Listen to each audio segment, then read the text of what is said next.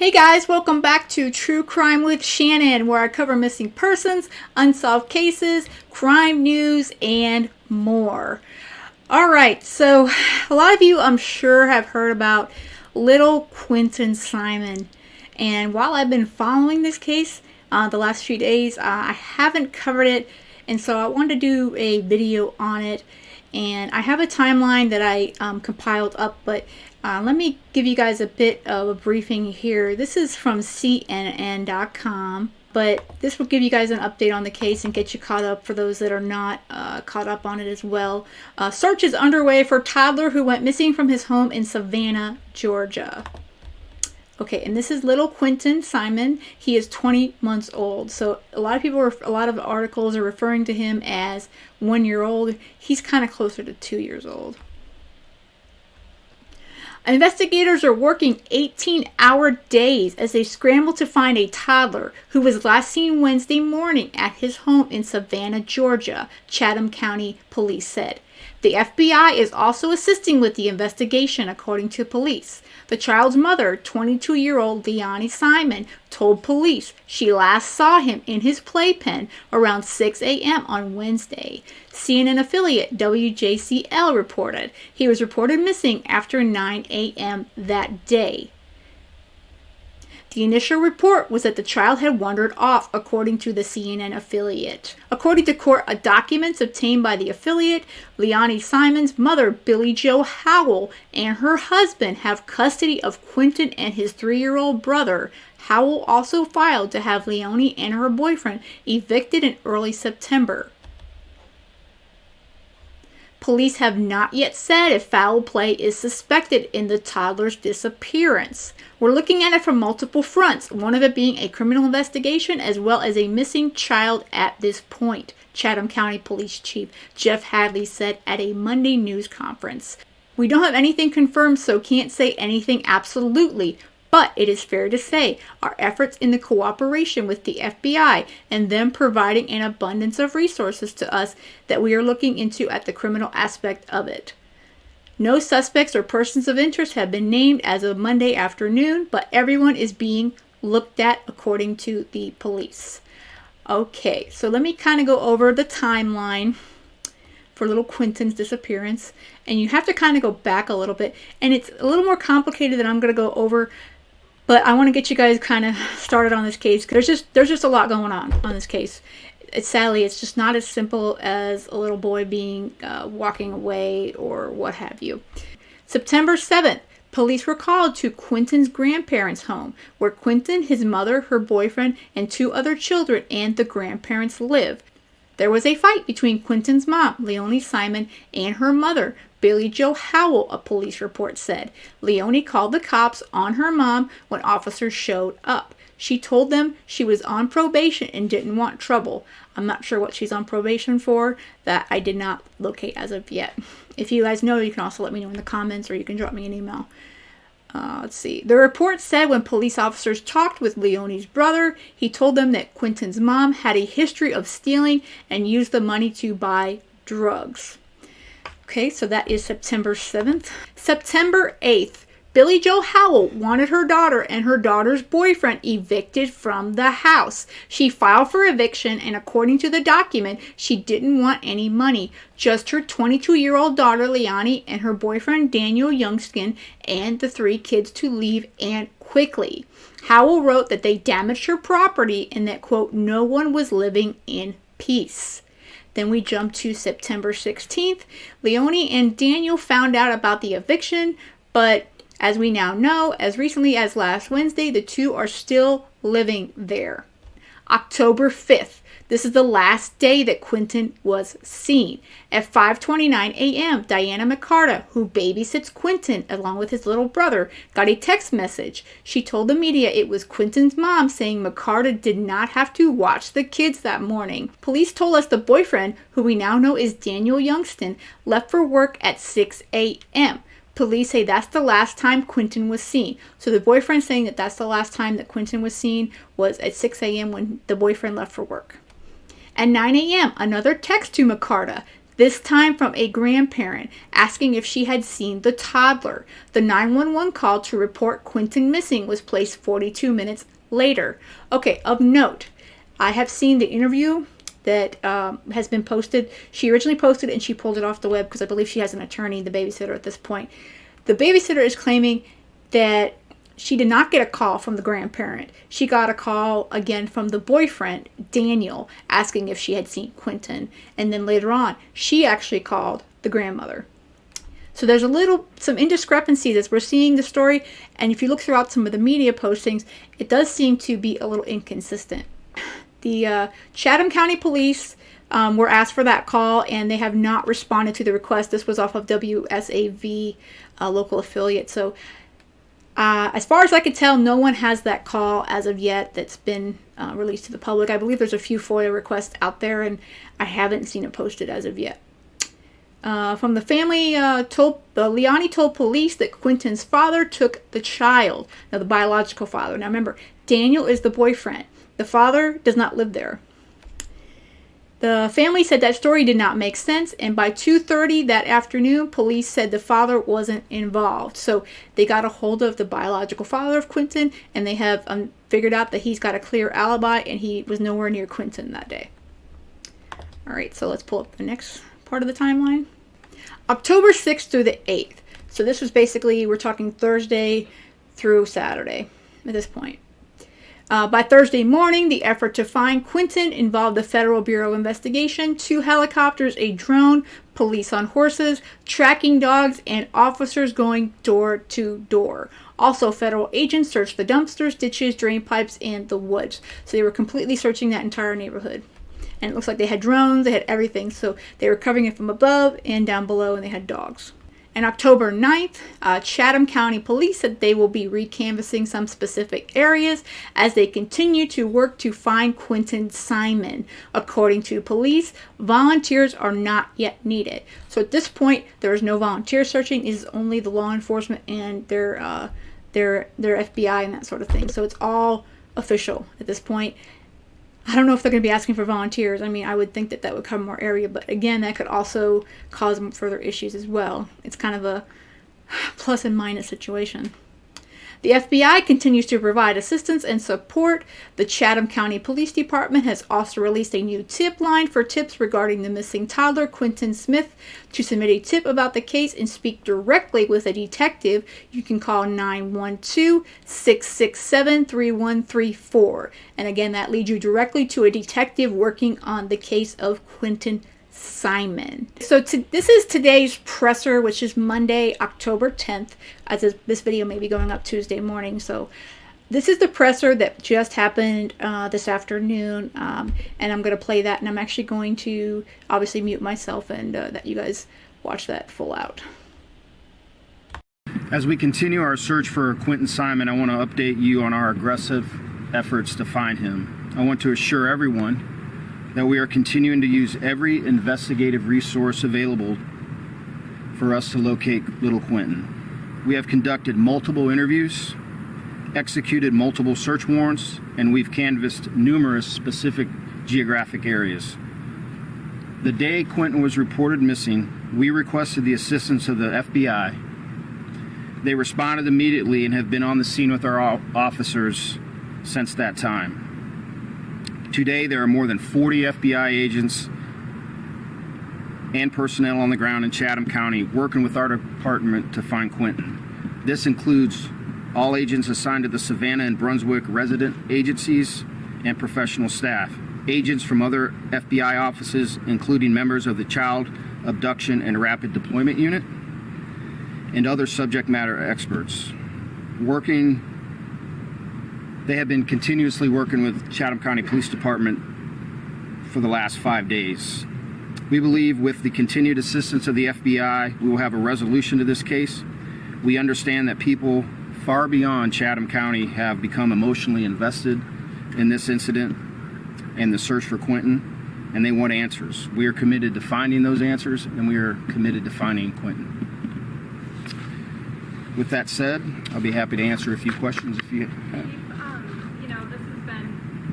For about 5 days now, and I think everybody is kind of moving towards worst case scenarios, at what point, do you say that there's some criminal aspect to what's going on? Yes, and that's a very good and that's a very fair question. We're looking at it from multiple fronts, and one of it being a criminal investigation, as well as a missing child at this point. We don't have anything confirmed, so we can't say anything absolutely. But it is fair to say that our efforts and the cooperation with the FBI and them providing an abundance of resources to us, that we are looking at the criminal investigation aspect of it as well. Chief, how are you looking at the criminal investigation? Right? What people are you looking into? Is it turning towards family members or? Everybody is being looked at. Everybody is being interviewed. Everybody that had contact with Quinton in the most recent time of his disappearance is being looked at, is being interviewed, and that's an enormous amount of work, obviously, that takes, and we are continuing to do everything that we can do to gather evidence if it's there. We have to follow, obviously, an investigative process. We have to follow the law. We have to get search warrants. I know there's a lot of interest out there and probably some chatter of why haven't you done this and why haven't you done that. Well, we have a constitution to follow. We have the law to follow, because we want to make sure we get it right. We want to make sure we do this as professionally and as expertly as we can. So if, and I say if, we have to prosecute anyone in this case, that we've done it right. That we don't lose evidence in an evidentiary hearing or anything like that. So we continue to work diligently, but we're going to work within the framework that we have to work in. And what are the updates in the areas being searched? Where is it gone from? And where are you searching now? Well, we went back today and researched the home in which he was last at. Trying to redouble our efforts and to kind of scrub, no pun intended, scrub the area and make sure that we didn't miss anything. We saw FBI agents outside the home. What was the purpose of them being there? They're there to help us. It's a Chatham County Police Department investigation. They are here in a support role, and I can't thank them enough. You don't bring 40 people, and some from all over the country, without an enormous amount of effort and expense. Those agents left their homes and left their families to come here and help Chatham County look for little Quinton, and I can't be any more appreciative of that. Chief, we filed open records request for the 911 call, for the body camera video from that initial response. It was denied today, and originally they said it was because this was a criminal investigation. The county attorney kind of backtracked and then gave us the law that you usually use in a criminal investigation. Why don't you want that out there? Why don't you want the public to hear this mother call 911? We have to protect the integrity of the investigation, and that's first and foremost. I certainly understand people's interest in this case, your interest in this case, and I can appreciate that. But my responsibility and our responsibility is to do a professional investigation, that we don't do anything that impedes that we don't do anything that tarnishes the integrity of the investigation, and that's my sole responsibility for that. Have any of the family members, are they still being cooperative, especially this mother, and have any of them told you that they don't want to talk anymore because they got lawyers? I can't answer that question. Chief, where are Leilani and Daniel right now? They are the parents and the boyfriend of this young boy, but we haven't seen them pleading to the public for help. Where are they right now? I don't know where they are currently at this time. I do believe they've been staying at the residence, but I don't physically right now, as I'm talking to you, I don't know where they're at. Do you know why it is that we have not seen them? They're not talking to us. They're not pleading to get their child back. I don't have an answer for that. There's an increase of activity in the area this morning.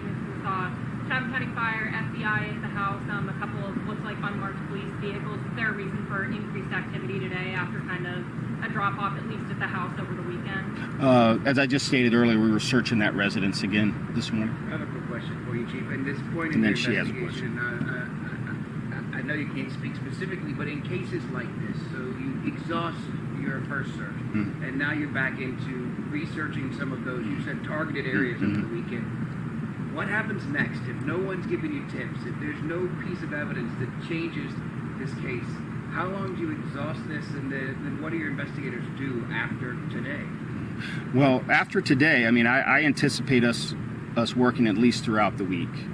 So at some point, if I'm following your train of logic, that we may have to sit down and reevaluate where we're at. If we've exhausted everything that we think that we can do, if we ask ourselves that question and we think there's nothing else for us to do at this moment, then we got to sit down and reevaluate. But we're a long ways away from that. And just from the start of the process of the investigation, now going on to Monday, do you feel like you all have gotten further along in the process of coming to some sort of conclusion? I do.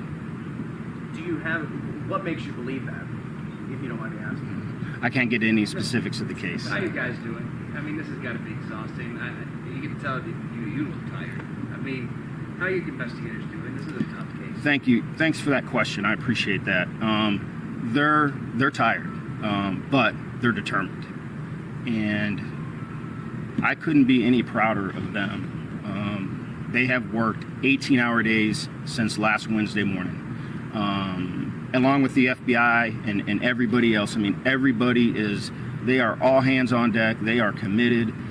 They are working hard to try to bring a resolution to this case and find little Quinton. So, but thank you for asking. And I appreciate to it. springboard off of that, that sounds like you're stating out here saying that you guys will find out. I believe we will. I do. Chief, you set up a tip, or your department set up a tip number over the weekend. Have y'all received any tips from it so far? I believe we've received some, but we have to verify those, whether or not they're accurate, whether or not we can, follow up on any of that information. I don't have anything of substance. So I got one more question from you. You actually took the words right out of my mouth. Okay. Well, thank you so much. Appreciate you being here. Thank you for asking about our detectives, and I promise when we get something to report, we'll report it back out to you. Thank you so much. Let me ask you just one more question. Has there been any contact with Quinton's biological father? We have had contact with him, yes. Is he at all, is he a suspect in this case? Has he been cleared? He's not a suspect in this case. Got it. All right, thank you. Thank you. Okay, so I honestly think that was a very good presser. The chief and his team, in my opinion, they seem to be they're really dedicated to this case. They're determined, like he said, to find little Quinton. And I think, not giving out the 911 call and the body cams, while it's frustrating for the media and, of course, those of us here on YouTube, because we would like to see all that, I would rather have them keep that close to the vest, and if they need that for later on for a case, if it becomes criminal, which in my opinion, this seems really suspicious. And I don't want to point fingers, but I don't know. I'm a little suspicious of Mom, and especially that morning how the babysitter was told that she wasn't watching the two young ones, and Mom was home with her. And from what I understand, from what the babysitter has stated in her post again that was taken down off social media, she states that she watched those babies a lot, and even when Mom wasn't working. So it was a bit unusual to be told that she was not going to be babysitting the two young ones that day. So this one here is definitely a very odd case. It makes me think of Harmony Montgomery, and I'm sure others have thought that way as well. So I don't know. I mean, I really hope there's a good resolution to this, and this little boy is found alive. But we always know that a lot of sad things come, more often than not. And all we can do is pray and hope that little Quinton is found safe. And, and it seems like he, just needs to be put in a better environment, as well as his brothers, But, yeah, I don't know. I mean, it's a frustrating situation. And I think a lot of little kids are in this kind of situation, sadly. And it's in dysfunctional families. And, sometimes the moms or dads or both just don't seem to be there for him, and sounds like that's the case for little Quinton and his little brother. So let me know what you think in the comments of this one. Again, it's a lot of speculation right now, and we don't know what's going on. And Like I said, there's a lot more to this that I haven't covered yet, and I'm looking more into that. So feel free to drop me an email if you have any information. I'm always up for any links or any videos you might find. And also, of course, missing persons posters I'm always looking forward to feature at the beginning of every video. With that said and done, that's it for today, and I hope you guys have a good one, and most of all, stay safe.